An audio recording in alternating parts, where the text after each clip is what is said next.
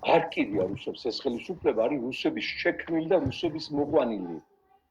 აი პუტინის 25 წლიანი საპრეზიდენტო სტაჟის განმავლობაში, რა დროსაც ამერიკაში 5 პრეზიდენტი შეიცვალა, ეს იცით ხო?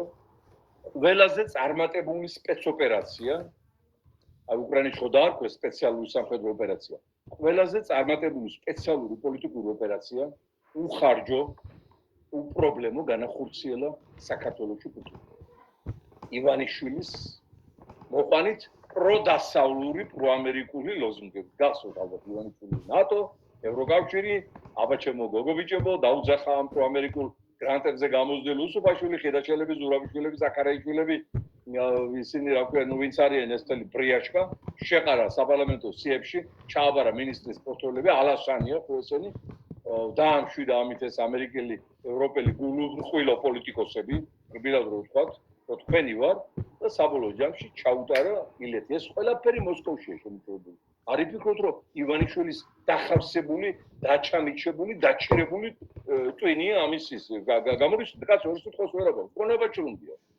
ინტელექტუალურად ახლა იმ თავის შერჩეული პრეზიდენტი ვით. ხმოვანგერებს რო გამოსცემს. უი. აი ასე აი მაიმუნები სწავლობდნენ ლაპარაკს ხეზე იქ კონგოს აუზში, აფრიკაში დაახლოებით აი ამ სტადიაზე. ეს ყველაფერი არის მოსკოვში შემუშავებული სპეციალური ჯგუფები. ხედავ მოსკოვში ამ ჯგუფში ჩართულია უშიშრობის ფედერალური სამსახურის პორტნიკოვის ორი წარმომადგენელი SVR-დან საგარეო დაზვერვის სამსახურიდან ნარიჩკინის, ორი წარმომადგენელი და რა ქვია სამხედრო სადაზვერო სამმართველო გურუს წარმომადგენელი. სხვადასხვა დღეს არის მაგათი უბილი ერთობლივი ძაღლიასენეო და პუტინმა მიულოცა დიდი სამბით ამ ჩეკისტებს ეგ თავიანთი დღესასწაული.